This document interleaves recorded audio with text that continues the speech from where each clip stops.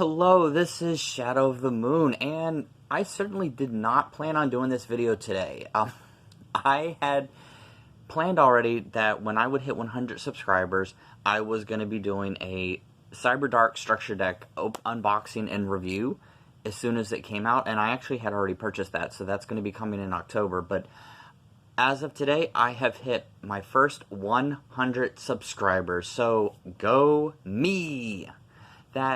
I'm just really just humbled and amazed and just shocked. I did not think that this channel was going to ever get to 100 subscribers, and I certainly didn't think that after 2 years of me doing this, of actually uploading videos and showing off my decks and doing booster box openings and stuff, that I was going to actually get to 100 subscribers. So for me, that is a big, big milestone, and I just can't thank all of you viewers enough for always watching my videos and always taking the time to comment, critique, and even, you know, negative critiquing, positive critiquing. It doesn't really matter to me. To me, it's just a feeling of just like surrealness that I actually have 100 subscribers now, and I have plans to get a CyberDark Structure Deck unboxing and review up after October, as soon as they are shipped out. Hopefully they will be shipped out in October. I hope they don't get delayed again.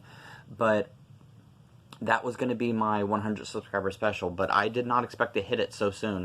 When I uploaded my Blackwing deck profile, I was at 98, and I just thought that people were going to just be watching. I didn't expect that I was going to hit over 100, so I just want to always take the time out and just thank each and every one of you, of my viewers, so much for watching my videos once again, and just having a good time with it, because this channel, it's just about really budget-friendly decks and just a casual, relaxed atmosphere, where if you're watching a lot of like the really competitive channels and stuff, and they're telling you to drop $350 on like Forbidden Droplet or Lightning Storm, or for you to drop about 100 or so on like Red Eyes Dragoon and everything, and just like constantly get hand traps and stuff, I wanted to focus on a channel when I started out doing this 2 years ago on something that was a little bit more relaxed, laid back, and just something that you could follow. And hey, if you had some money lying around and stuff, you could save up a little bit more of it and just go out and help build decks and give you deck ideas and give you combo ideas, just for decks that, you know, you didn't think that the deck could be this good or this valuable or viable, and all in all, just have a really, really good time. So with that all being said, I actually, for this video, I'm planning on doing a story time with Shadow. This is probably going to be the only time that I ever do this, but I want to reflect and tell you my journey into Yu-Gi-Oh! Specifically all the way from the beginning up until now, and there is a lot to tell, so please make sure you make sure that you just, you know, stay tuned for it. It's because it's going to be a lot of fun for me to actually be able to discuss all this, and either get some music going on in the background to be able to listen to it, or even just have it pop it into your ears with your headphones and just listen to it as kind of like a motivational, you know, type story.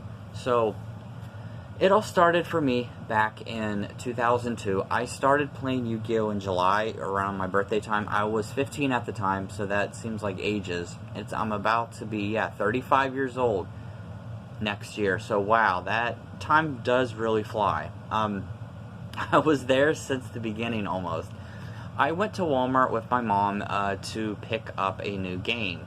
I had saved up money for an allowance, and as I walked in on the end cap of my Walmart, they had a selection of Yu-Gi and old Kaiba starter decks back in 2002, and they had Legend of Blue Eyes and Metal Raiders. I must have spent about an hour combing and just looking over everything on that end cap, because I really liked their work. I knew what Yu-Gi-Oh! Was because I had known about it coming out previously, and I know that they were in Duelist Kingdom, but I didn't know anything else about the game, and I had never played it. Well, I was decided that if, in the event I didn't get my video game and I wasn't able to get it, I was going to come back and look over it some more and maybe get my decision based off of that. Well, turns out they didn't have the game that I want, so bummer. But in the end, I think that is what got me started on this journey. So I went back and I bought and walked out with the Kaiba starter deck. Now, I had, like I said, had no knowledge on this game at all. No knowledge, absolutely nothing. And I walked back from my house. I ended up visiting my mom's friend, and I was babysitting their 3-year-old son at the time, because I was babysitting for a little bit of extra money. And I ended up watching the first episode of Yu-Gi-Oh! That I had ever seen, because they were doing reruns. They were in Duelist Kingdom. The first episode of Yu-Gi-Oh! I had seen was the Yugi versus Weevil, and I think that may have contributed to, like, my love for, like, insects and, like, the whole, like, and even just, like, different archetypes and stuff, because I loved the insect. I loved how cool they seemed and everything, and I just, like, I loved, like, Weevil's character, even though he was such a jerk and he was a cheater and stuff. But so I watched that, and then I went back into my room later that night, and I busted out the rulebook, and obviously the rulebook from 20 years ago is nothing like the rulebook now. If you have ever seen the rulebook from the first edition or like second edition or whatever, first off, the summoning for tribute monsters, it does not say in the text rulebook that you have to tribute to monsters to set it. So a lot of times, me and my friends would just like tribute like a monster to, or not tribute a monster to. Like if we had like a Dark Magician or Blue Eyes, we would just set the Blue Eyes, because it didn't say that you had to do that, like in the first rule book. Now obviously, you know, that's cheating and stuff, but we never played by the rule book. I mean, what do you expect? If you're watching Duelist Kingdom at that time, you're not really gonna know about anything about like rules, because let's face it, Duelist Kingdom had basically no rules. It was like a free-for-all. And also, I actually would say that on my way back to my house after I had bought the Kaiba starter deck, I opened up the box and I sniffed the packs, or sniffed the deck. I'm not ashamed to admit it. I wanted to know what it was like. So if you want me to be completely honest, I was probably the first original pack sniffer. I know that sounds funny, but I think I was the original person to do that, because I don't know anyone else that I had ever talked to, even at the time, that I had ever done that when I had asked them. But so I went on Yahoo, because many years ago, kids, listen, there was no Twitter. Gasp. There was no MySpace even. Oh my God, there was no Facebook or Instagram or any of that. In order for you to communicate and actually talk to, we had Yahoo and AOL chat rooms, and multiple different types of chat rooms. I was on Yahoo chat rooms, and they used to have a subforum where you could create your own, and down there were a lot of Yu-Gi-Oh chat rooms, quite a few of them. That is how I learned how to play the game at first, my first ever attempt to play the game. I played with a lot of people just online, where you kind of had to just kind of trust what they say, and that was it, like regardless of if they cheated, or if, you know, you didn't know if they had cheated, so we always had to type in like 8,000 life points, no Exodia, yada yada yada. And I used to lose horribly, because I took out probably the best cards in the starter deck at the time. I took out Trapmaster, Dispel, and I don't know why I did.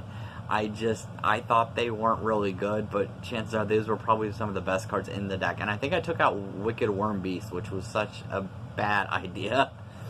Well, fast forward, I actually had spent some time hanging out with a lot of the kids in the neighborhood, and we all had, you know, a lot of them had decks. It was just makeshift decks that we had bought from pack, like cards that we had bought from packs, and we had just opened them up and just built decks about them, around them, and we would just play against each other. Nothing competitive or anything. I got my first taste of competition in late 2002, 2003.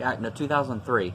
I went to my card shop called Atomic Comics, and it was in the city that I was at. They used to host Yu-Gi-Oh! Tournaments there, and I had never really competed. I mostly, at the time, I didn't compete because I didn't even know the rules. Also, that was how I learned the value of trading. So, yeah. I had, like, cards like Change of Heart. I had cards like Call of the Haunted. Ultra rare, mind you. And, like, ultra rare Call of the Haunted, and I had a lot of really good valuable cards. And because of no knowledge whatsoever on trading, I ended up trading all these cards for just literally junk cards that I had seen from the show, like Stop Defense and like just a bunch of rares and commons. Like, obviously I got ripped off. I mean, at my age, it's kind of embarrassing because I was 15, but, you know, give me a break. I didn't know the value of cards. I didn't know the value of any of this stuff. So as a result, I got ripped off. But I met a lot of really cool people there, and I had a lot of fun. We would go to the store afterwards, or while the tournament was going on during breaks, we'd go to the store afterwards, and we would just get a bunch of snacks, and we would chill and hang out, and it was just a lot of fun, the atmosphere. They actually taught me how to play, like, the actual right way. This was when Labyrinth of Nightmare had just first come out, so I had bought a bunch of Labyrinth of Nightmare packs, and I actually had built a deck. They helped me build a deck, and it wasn't too bad. It was, you know, average. It was normal, and I played and was at that, you know, without the tournament and stuff there for a little bit until they closed it down, probably about 6 months or so later. So I stopped going there, sadly, but I still played by myself, and I still played with some of the kids in the neighborhood and everything. So we were getting a little bit older and everything, and I was starting to get the taste of, you know, I guess the more competitive side of Yu-Gi-Oh. So I found that my local farmers market had tournaments there. It was about a year or so later, I believe. It was 2004. No, it was 2000. Yeah, it was 2004. I found out that my tournament had, or my farmers market had tournaments. So I went with some of my friends, and even then, it was funny because even then I had such an interest in, like, different archetypes. I would build archetype decks, or like type decks. Like, I would build a spellcaster deck, I'd build a zombie deck, I'd build an insect deck, I'd build a dragon deck. Like, I had always had interest in it, and it got to the point where I would end up swapping decks so many times that I would get rid of all my valuable cards for, like, crappy cards to be able to start this, like, makeshift type deck that I wanted, and it was just really bad, but I enjoyed it, you know. And so I was there for a little bit, and in 2005 I went to my first ever regionals. I had built a wind deck, and it was like a harpy deck, but it had a lot of, like, wind support because Lord of the Storm hadn't come. No, Lord of the Storm had come out, so it was like 2006. It was early 2006. No, it was 2005, my bad. It was 2005. Lord of the Storm hadn't come out yet, but they had a lot of, I had a lot of wind support. It was mainly a harpy deck, and I had, like, Armed Dragon level 3, level 5 and stuff. And it was about over 300 people, and I actually did good. I got to the top 100, so my score was 4-4. So yeah, you would think that that was bad because, yeah, you know, you go to regionals, you know, you want that invite to nationals so bad. But I just had a blast being able to play against other people. And this was around the time Chaos decks were, like, really in heavy full force. It was like Goat Control Chaos and everything. So there was a lot of, that was like my first ever idea that, like, a lot of people play mostly with, like, the same deck, or they'll play with, like, different variations of it. So yeah, it was a lot of fun, and I ended up going twice. So that was before 2006, and then in 2006, I was in a series. I was in high school. I was a junior in high school, and I was in a very serious relationship. So I didn't really have time to play Yu-Gi-Oh. I actually stopped playing Yu-Gi-Oh. I stopped playing Duel Monsters, and I didn't actually pick it back up till 2009. So when I started playing in 2009, the whole game had completely changed. I went from playing just the regular Duel Monsters, like the late DM, to playing the beginning of 5Ds, and I was completely not prepared. I even went to originals. I spent money on it was my first time actually ordering cards online. It was 2009. First time I had ever ordered cards online. I spent like $20 and got cards for, like, the zombie deck because I really wanted a zombie deck so bad. For some reason I was thinking that they would be really good. At my tournament they had Gladiator Beast, Light Swarms, Zombie Swarms, and I was massacred. I got 3-5, And I wasn't playing with any of those decks. I wasn't playing with like Snipe Hunter at the time. I wasn't even playing with a Synchro deck. I had just a zombie deck, 40 card zombie deck, like Vampire Lord, Vampire's Curse and stuff, and like Ryokoki, and you know, like the basic. And I was always like anti-synchro at the time, so I was like, yeah, synchros are ruining the game. I'm old school. And you know, I look back on that, and it was like I denied myself the ability to actually attempt something new, and so I lost horribly. And then from there, I ended up deciding that I wanted to build a Tyranno Infinity Turbo deck, which, if you don't know what Tyranno Infinity is, every dinosaur that is removed from play, its attack increases by 1,000. So it's essentially like King of the Skull Servants, or it's essentially like Akasha or whatever, where its attack and defense are increased based off the number of monsters either removed from play or banished or whatever. And I wanted to have a Tyranno Infinity deck. Well, near the end of it, I was about to go to my 4th regionals, and I kind of just dropped off the whole Yu-Gi-Oh scene. I started being in a relationship again, and I moved out with my wife, then my girlfriend, and I didn't really have an interest in playing Yu-Gi-Oh. I was playing Magic at the time and showing her how to play Magic. But I think what sparked my interest was I went to the Target there and noticed that they had like Yu-Gi-Oh structure decks, and I bought her because she was interested in playing Yu-Gi-Oh too. She had played a lot of the video games like I had and stuff, but she was always playing them on the emulator on her computer. So she had some knowledge of the game, but not a lot, and I was thinking, hey, I'll teach you how to play. So I bought her a Zombie World structure deck, and I bought me a dinosaur deck because I was like, oh, I'm going to build a Tyranno Infinity deck again. And that's how I taught her how to play. And that's how like I learned how to find my calling and just say like, wow, why did I stop playing this game? You know, was I playing like all the other games and stuff? Because ironically, a lot of people, they'll play Pokemon. Like I was playing Pokemon before Yu-Gi-Oh, obviously, when I was younger, when I was like 12 and 13, and I was playing Magic while I was taking a hiatus from Yu-Gi-Oh because I wanted to try something else. But you know, whether or not you choose what kind of card game that you like and what kind of suits you and what you feel comfortable with, and I always felt more comfortable with Yu-Gi-Oh because that was the card game that actually helped me get over a lot of my social anxiety, and which is why I post a lot of this stuff on this channel, because I felt that Yu-Gi-Oh and Duel Monsters in general helped me through a lot of my anxiety and talking to people, because when I was younger I really wasn't very good at socializing. I wasn't good at, you know, being able to go up to people and introduce myself and stuff. I was always the kid that was quietly in the corner or quietly like away from everybody else.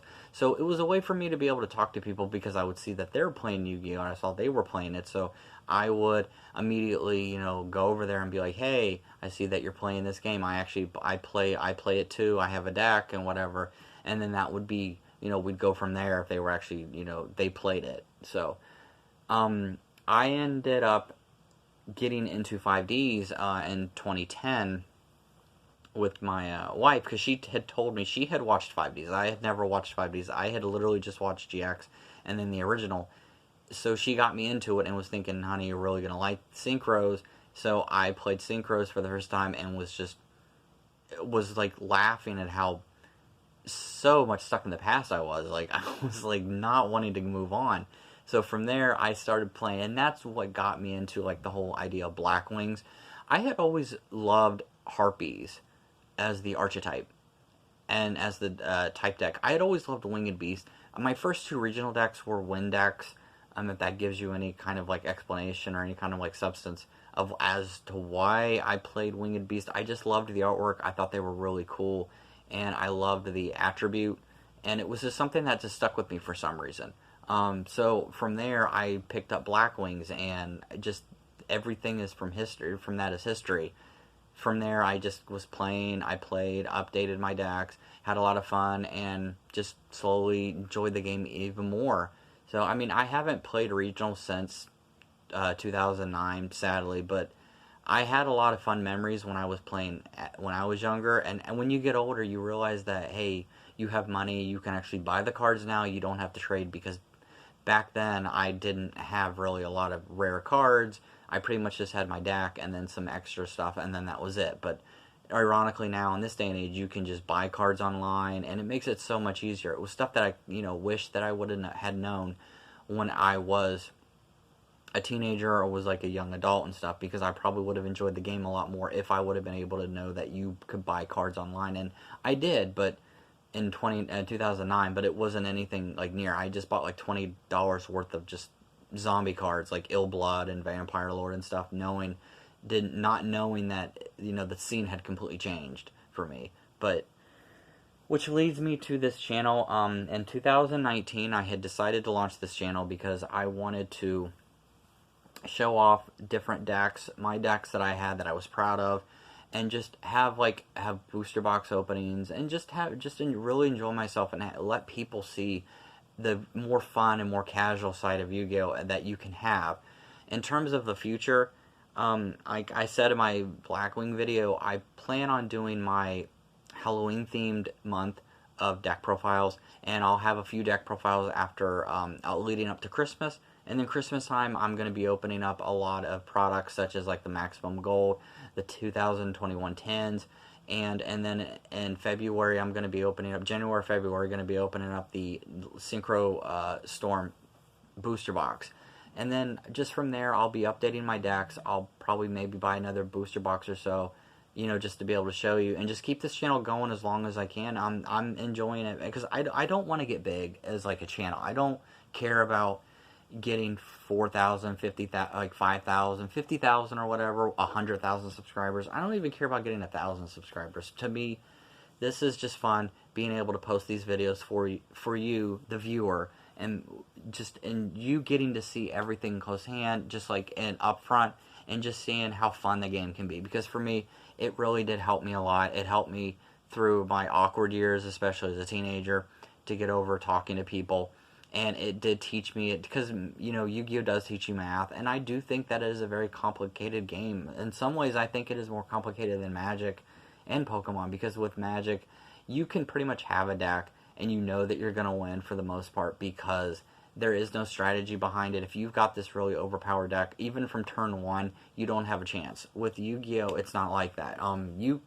Your opponent could have, like, 5 negates, and then you can completely shut them down and just get rid of them. Do I think the game has gotten too fast? Yeah, I think the game has gotten too fast, but not in the way that most people do. I think that Yu-Gi-Oh! Has to evolve. It has to evolve with the times, because you can't be stuck in the past and just play the DM version, which I love GOAT format. I actually have a GOAT deck, and I would actually love to play games on Edo Pro and stuff, like with other people. But to me, the game had to evolve, and it evolved in the right way. It changed. It changed for the better. It made competition more, fun, and more like, it made everything more competitive, more worth actually going to tournaments and stuff. Because if you were playing in the GO format and we were like, it was 2021, and I don't think this game would be around if we were still playing that old format. Like I said, I'm not bashing Duel Monsters at all, like in terms of the original series. I love the original series just like everybody else does, because that was the first series that I had seen. And I love playing GOAT format because I think it's unique, and it's fun just to be able to take a break from all the high speed plays and the combo plays and like 15, 20 minute turns, to just go back and play a simpler game. But I think that Yu-Gi-Oh! Really did need to evolve in order for it to stay, positive and stay relevant in today's format. Otherwise, I think it would have ended up drowning, just like a lot of other card games that have in the past. But I know I had rambled.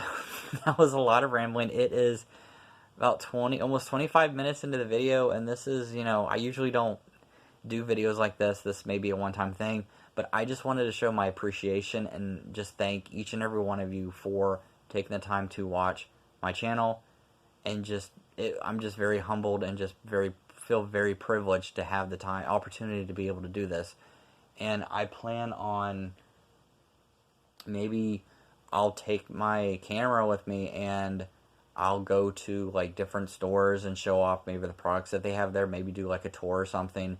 But in the meantime, in terms of like, equipment, just I don't plan on having like this massive like studio setup just for this game. I know a lot of people who do that and everything, but for me, I just enjoy having my tripod, my phone, and then just being able to show you everything from there. And I mean, I don't plan on, ever upgrading, because to me, I enjoy just doing it like this. It's a big thing for me, but I don't see myself buying like all that unnecessary equipment. I mean, if you want to do that, that's completely up to you. That's your opinion, that's your option, that's your choice. But for me, I'm just choosing it the very simple way, the very standard way.